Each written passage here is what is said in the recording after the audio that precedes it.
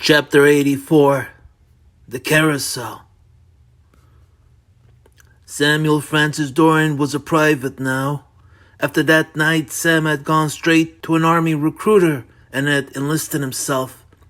And a short while later, he was sent to Fort Jackson, where he received his basic training.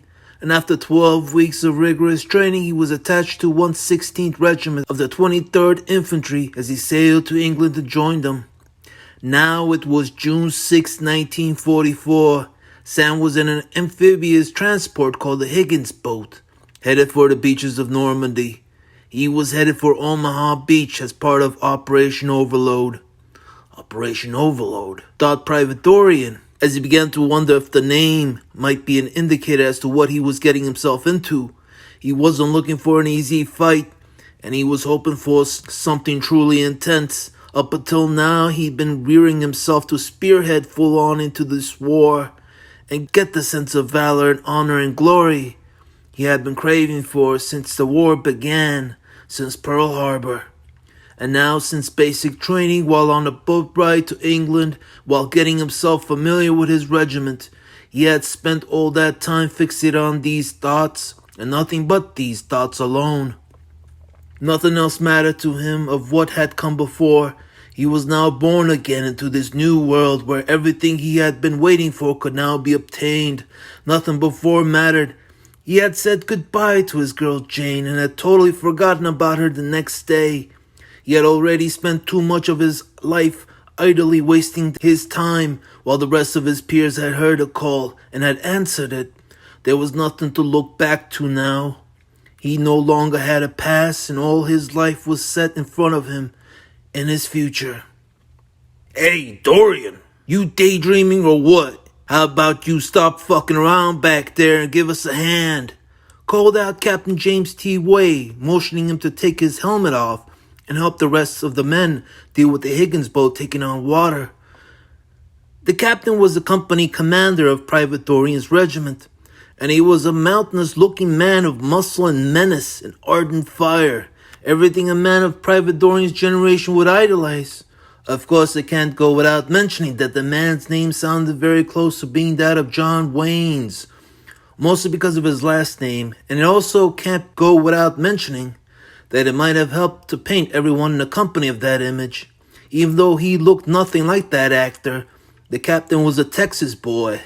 A real cowboy, all corn-fed and looked like a prize-winning bull when stood upright.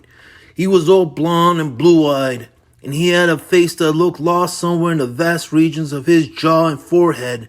And when he'd bellow out in fiery anger at one of his privates in disapproval of that private's military bearing, more so the lack thereof, if you were that private so-and-so, you knew that meant your ass. For you knew you only had a second or two of warning before he'd march on over to you and just about beat the ever-loving crud out of you, and then beat in some of that military bearing that he'd be expecting. Actually, back in England, Private Dorian had already crossed them once, had fucked up something royally, and his company commander here personally introduced him as such, as he marched over, punched Dorian in the breadbasket, then grabbed him and flung his ass around and around it into a rose bush, and especially one that hadn't been groomed of their thorns as of yet. The company had then laughed, and even beforehand, Private Dorian couldn't help but crack a smile as he saw the lovable big ogre march over to him and place his hands on him as he did, sending his ass headlong into that thorny, painful mess. Usually it should have been a sergeant's job acting as such with other enlisted men, but the captain had made it his personal responsibility to let everyone know he was in charge there. And there was that one time one of his own sergeants had made an objection, and the Texas boy had even laid his hands on him and had knocked out two of his teeth, of course, when none of the lower-ranking enlisted men were looking. But of course, which we all heard about later. Even still, even with all that physical affection, the company still loved him, and so did Dorian. The Texas boy just had that way with his people. He wasn't a cruel man, he was just a good old boy. And for him, punching a man in the face was just common means of argument. Uncouth-like, maybe, but not uncivil. I guess punching someone in the face in Texas is just another way to say hello. Everyone loved him, even if he left half his men with black eyes and broken noses after he was finished with them. Why you, Dorian? Private? If I don't see you hauling ass get this fixed, I'm coming back there and throwing you overboard.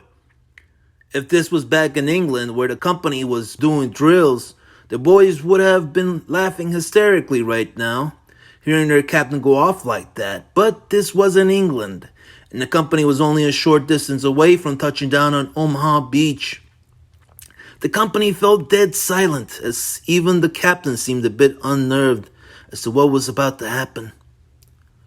Overcast skies over the English Channel, and it was an extremely cold and windy morning that had its moments of rain. Taking a look around him, Private Dorian stared into the faces of the men he was about to go to war with, and they seemed a bit strange to him. Private Dorian had been building himself up for this moment for what seemed like all his life, yet most of the men around him didn't seem to be in the same mindset, set in their ways with the same level of conviction. The expressions on their faces seemed distant and dreary, and it reminded him of his old man for some strange reason. Particularly all his life he'd seen his father with that same exact distant and dreary look in his face, and he was beginning to question their resolve, this company of his here, as Dorian now felt inclined to compare it to his.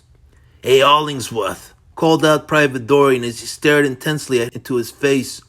But the mouse didn't answer. Look alive, all right? Barked out Dorian, and then looked at Hollingsworth again. He then all of a sudden gained this eerie sense, as if he wasn't going to be seeing him on the other side. Once the doors opened, Hollingsworth then began to eye Dorian from the side, began to really give Dorian all his undivided attention, and Dorian could now notice just how much the man was scared shitless for what was about to happen as he shivered in fear. And then, all of a sudden, a level of disgust began to bubble up in Private Dorian's stomach. It began boiling in his acids. Fucking coward, thought Dorian then, as he realized there was something also infectious about the man's presence. That disgust Dorian felt there in his gut was now also making him feel what Hollingsworth was feeling.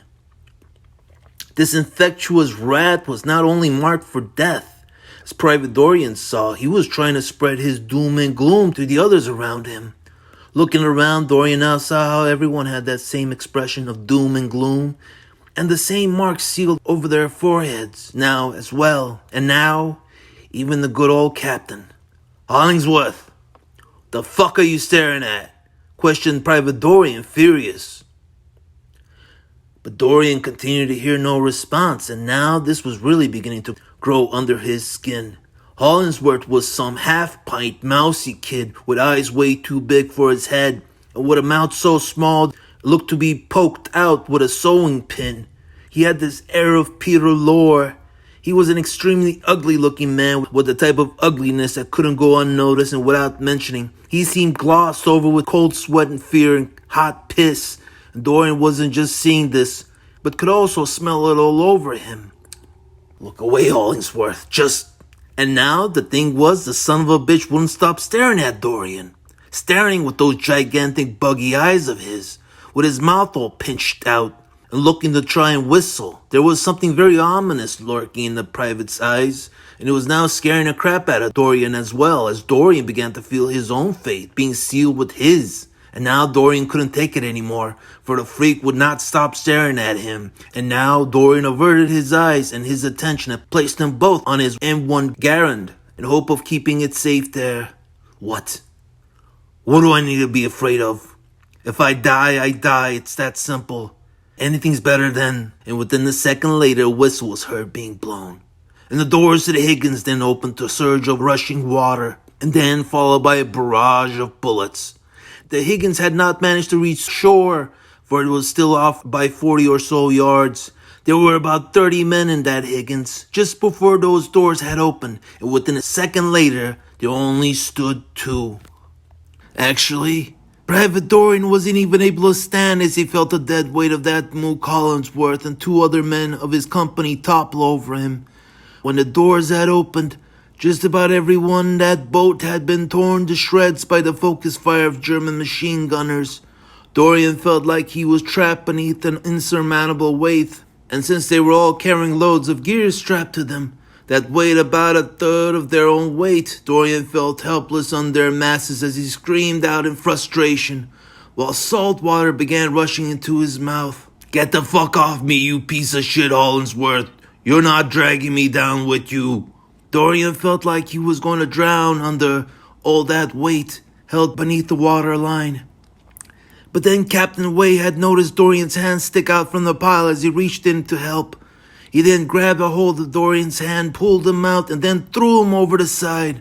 As Private Dorian splashed long and hard into the water, he then saw the captain dive right after him to avoid any more barrage of bullets directed into the Higgins.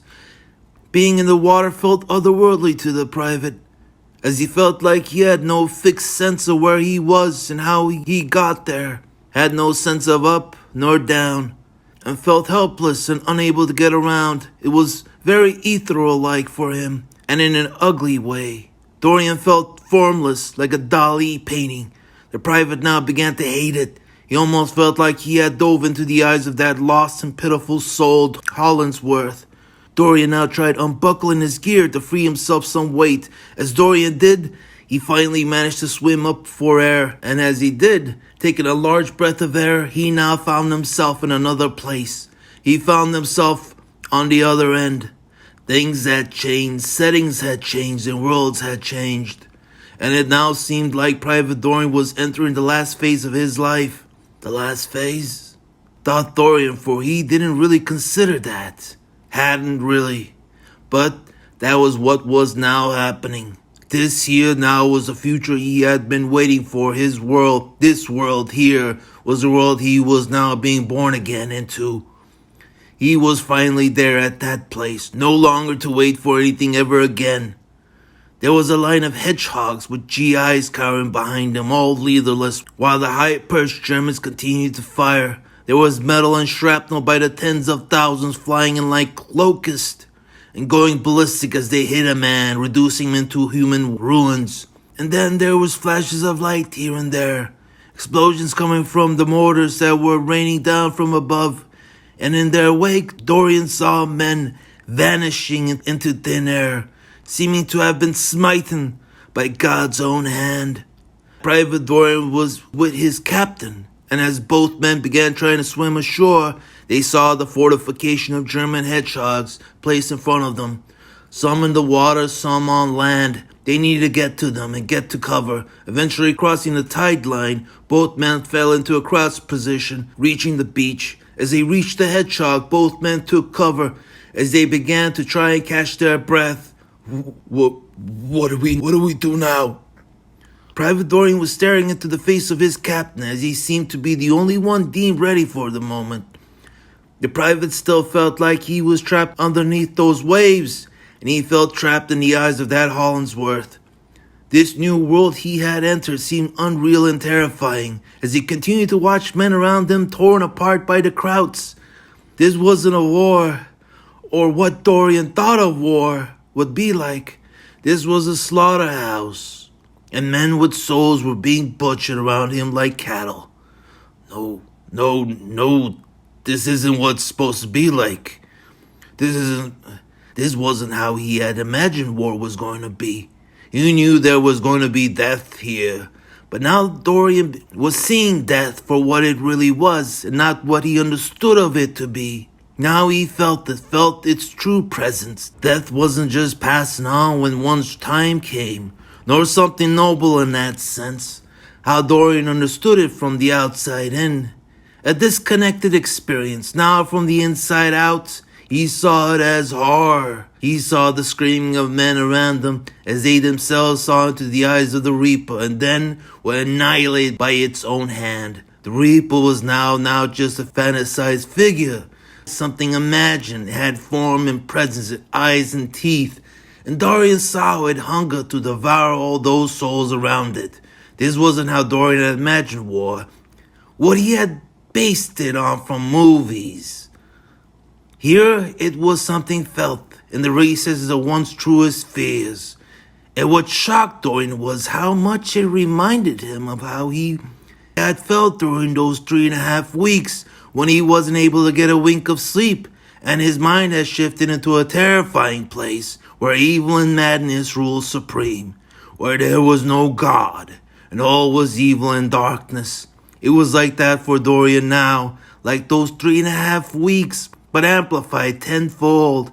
In a real war, there was no valor, no honor, no glory. There was no sacrifice except being sacrificed. This was madness as Private Dorian shook in utter terror as he realized he was back there again, at that place. Except that madness had now been incarnated into the physical world all around him.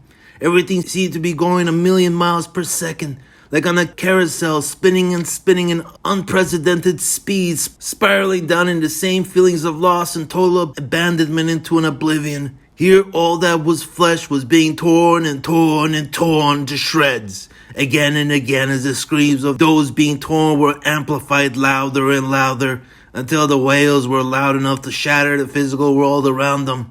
This was hell, true hell in all its description, and for Dorian like a carousel spinning faster and faster, while the Reaper watched and clapped in utter amusement. Stop! Stop! I can't take this. Stop, please. God, make it stop. Make it stop.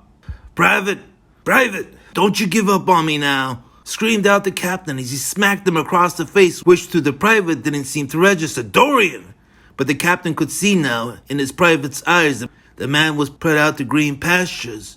The captain then gave up on him as he then got up and quickly ran over to a group of low-ranking personnel, a group of privates that had lost all their sergeants and officers. They were cowering behind hedgehogs while looking for leadership. No, don't give up on me. Don't give up on me. As Private Dorian turned his head to look at them, he shook his head then violently to get himself out of the line of thought he was in. And when he saw how collected the good captain still seemed to be, with all hell going on around him, Dorian began to feel something else, feeling his terror of all that was going on around him focus inwards and turn into absolute disgust. I'm a fucking coward, thought Private Dorian, and now felt the most wretched he had felt in his entire life. That Captain Wade, there he's a real hero, thought Private Dorian, as he grew utterly fixated on him, seeing how he was some of the few here willing to wage it out between the madness around and the good captain there. Dorian felt drawn towards him, for it was where Dorian felt safest and most relaxed. For a second there, it seemed like the good old movies, and John Wayne had come to save the day. He's what's gonna win us from this. He's what... But then, reality stepped in and made his check. As the captain tried to rally up some riflemen, and one man with a flamethrower, a shot tank came in that must have hit the fuse line. For the next second, that whole entire spot was engulfed into flames. And then, as the German machine gunners up top focused their fire onto them, a barrage of bullets came in, piercing through all the men as they ran around screaming while on fire. And then, Private Dorian saw the last of his captain. As a man ran towards him, engulfed in flames, a bullet then caught him by his right ear, as half his head went flying out his left. The great hero then dropped before Private Dorian's feet, dead, while the flames continued to cook his corpse. Now Private Dorian felt how there was only the madness left, and himself. "Ah!" screamed the private as he began beating his head with his fist. The image of the Reaper was growing within him, and Dorian now was beating his head, trying to beat that image out. Get out! Get the fuck out of my head! Looking back at the rest, Dorian saw how Hollingsport's omen had finally come to pass. Saw it and saw the results all around him. Private Dorian now felt how his faith and mind was fully merged with that of Hollingsworth. And then... No. Realized how it was now also fully merged with that of his father's. No. And now Dorian began to open and shut his mouth violently, convulsing as his father had done all his life. No, I don't want this. How things have turned out to be. That night when Samuel Dorian had come home with his girl Jane, He had found his father in his bedroom, dressed in his old doughboy uniform, still sitting there with a gun still clung by his right hand. After 20 or so odd years of living with his memory of his glorious time of service, the man had finally decided to shoot himself through the mouth. Oh no, I don't want his faith, not that faith, not his. Sam had ran over to his father and had then fallen shut, as he saw how the man had ended himself. After all the years, after everything, Sam never knew what devils the man carried. But he had seen then how the man had decided to deal with them finally, taking them and himself out to his grave. Sam had never had much of a chance to understand his father, since the old man was such an overly stoic bastard that never would say anything and would never express a damn thing he'd feel. Sam never got a chance to know his father truly and deeply, but now Sam was beginning to see what he would have meant if he did. Now he saw him, now he felt him, and now what Sam could now imagine made him the man he was, or the coward that he was. He saw how maybe his father was a man in a constant state of terror, feeling his own carousel twist and turn within him, twist and burn in the pits of his own hell in his own mind. And for 20 years of being that way, 20 years living in sheer hell, and now here was Sam, joining him. No! Please no! I don't want that, I don't want this. No, 20 years of this, if I'm to survive, no. And then something else was felt. With all the sheer terror and horror of this whole revelation, Dorian then began to feel something else. What's that? Something strange now was calling to him, calling to Dorian to get his attention. Something strange felt within his midst. What's going on? He felt them pulsate and shake with anger and speak to him in a way. Sam felt as if his hands were possessed now with some animal or demon or something that wanted none of this. None of what his father, Sam, was imagining had. None of that cowardliness, living in sheer terror for that long. I'm not going to end up as he did. No, hell no, never. Private Dorian then began to look back around him, over the men still alive, cowering in fear, and decided he wanted nothing to do with these gutless cowards and their faith. He was going to be a man he set himself out to be back in New York City. Now he felt it and now he understood it. Either he could continue cowering crouched under a hedgehog and let the memory of his father and the madness around him seal his fate, or he could take it all in and deal with it. Learn how to take control of the madness and his faith. Grab the charging bull by the horns and steer the enraged animal into the ground. For the madness wasn't just a dark place in his mind, it was now the real world he was living in. He was seeing that now. Omaha Beach with its sand soaked in blood was the real world. Those fascist monsters perched in their castmates, murdering and imposing fear and death and madness into the hearts of good men all over the world was the real world. Captain James T. Way laying dead before Private Dorian's feet, stolen from the glorious chance of becoming a true hero of his own, was the real world. The twisted insanity that spun like a carousel in Private Dorian's mind was the real world, and it was something he needed to take control of, and quick. That's the truth. That's the answer. And then all of a sudden, Dorian could swear the skies had opened up, as he felt what he presumed to be a celestial connection.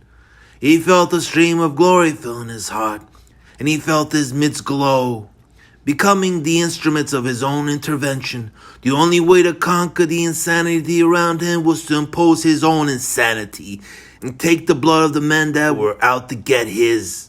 I fucking hate them. I need to kill them all. They all need to die for doing this. His midst were calling for blood, and they were calling to do their own slaughtering. They wanted to fight hard with hard and revel in it. They wanted to break away from the ties that bind and feel cathartic freedom. And then Private Dorian got up and began the real last phase in his life. Private Dorian then shot out like a cannon, bellowing out from the tops of his lungs as he made a dash for the Germans. If the real world was going to step in and check him as it did with Captain Wei, so be it. Better to die like this than to die being chewed up inside the mouth of the Reaper. As the rest of the men saw one of their own break free from the state of terror they were all in, they began to feel hope. Some hesitated as they noticed a private screaming out like a deranged maniac, charging in blindly like a bull. But they themselves began to feel it was better than the situation they were in, waiting for a bullet with their name on it to fly past and greet them. Private Dorian began weaving between hedgehogs set before him, dodging as much of the German offensive as he possibly could, and as he began to feel like he was getting a control of the insanity around him, grabbing a hold of the brake lever to slow down that carousel to a manageable speed, a bullet flew by and grazed his face and brought Dorian back halfway to his senses. "No, stop! I don't have to die like this, either. I can't just rush in straight like a maniac and think that's going to make a difference. I want their blood. I at least want their blood if I'm to die today." Reaching the embankment, Private Dorian crouched down to take cover before it, as he noticed a company of men had reached them, followed by some rangers. Private Dorian felt like waiting now. His epiphany and that rush of adrenaline had taken him this far, but he had to be strategic now. If he was going to make the rest of the way to the German encampment, now he needed to play smart. He was no John Wayne, and he already saw how John Wayne would fare in a real war a minute ago. If he was going to get some fascist crowd blood on his hands, he needed to use the numbers and abilities of the men around him. Let them get shot up. I can then use them as a diversion and then, all of a sudden, that line of thought now shocked Private Dorian, as he realized how gutless and treacherous it was to be thinking that way. But something in him also made him not care. He no longer felt like he wanted any honor from this experience, at least. At least, the definition of honor he thought he knew. There was no honor in how those men had died back there in that Higgins. And there was no honor how Captain Wei had died either. There's no honor in going out like an idiot. None, especially if you got the brains, then it's just insulting. The only thing that mattered was he wanted blood, and bathing in their blood was where true honor lay. When you're sent out to kill monsters, no one remembers the poor schmoes that never returned, but everyone remembers the one that brings back the monster's head. As he sat back across the sand embankment, he waited for the rest of the men and rangers to do their work. One of the men to the far right of the embankment was carrying a bazooka, and he fired it at one of the castmates. Dorian looked up and saw the man had punctured a decent-sized hole where they could concentrate some of their fire into. The company of GIs then began to fire into that hole as Dorian felt this was a good chance to head left and try coming around to flank the Germans inside. As he went left, all of a sudden Private Dorian heard a blast behind him. As he looked back, he saw the men he was with had taken a direct hit from a German mortar. I was wise to leave them behind. That would have cost me my life there. As he continued to rush ahead, he noticed he was coming across a bank of shingles and bluffs on the other end. Private Dorian stopped to take cover and to formulate his next strategy. He knew he couldn't cross the shingles, for there had to be mines planted all throughout that no man's land. But he had to reach the bluffs somehow. Hell, what do I do now? But then he saw a group of privates all rushing forward, screaming like madmen, like Dorian had been doing a minute before. They seemed deranged and out of it, like Dorian was, as if the bug of madness that comes with war had bitten them also. Private Dorian grew slightly amused for a second seeing them like this and wondered, did I look that foolish when I was trying to rush in screaming? They were on a stampede. They had lost their leadership back at the Hedgehogs, and they were swinging their M1s around like they should have been swinging battle axes. Wait a second, they're not going to just run over and across the shingles, are they? And as Private Dorian felt like he should call out to them to stop, since they seemed so blinded by rage and fear, he then felt like holding his tongue and not saying anything. If they're that stupid, let them try, and hell, they just might make it. But as they jumped over the shingles, Dorian then heard an explosion go off. And as he looked up, he saw there was no trace of them left. Private Dorian was beginning to feel sick to his stomach in how he was conducting himself, but then he just couldn't deny the fact it seemed to work. If I had stopped on, then I probably would have had to babysit those morons through this until a sergeant had stepped in to take charge. And doing that might have also got me killed. Now Private Dorian felt like he had his chance to cross the line and make it to the bluffs. The last explosion had to have cleared out any additional mines along that path, thought Private Dorian as he got up and made a break for it, and crossed the minefield safely. And now Dorian was at the bluffs. As he slowly climbed to the top along the castmate, he saw a crowd running out holding a machine gun. Private Dorian quickly took up his M1 and aimed, and bang, shot him in the ear, and now made his first shot and kill in the war. I got you, I fucking got you. Private Dorian had finally blown the brains out of one of these soulless monsters, and as he eyed him, he relished in his first victory. Now he felt good, now he felt calm, now he felt some sense of peace. But then again, it wasn't enough.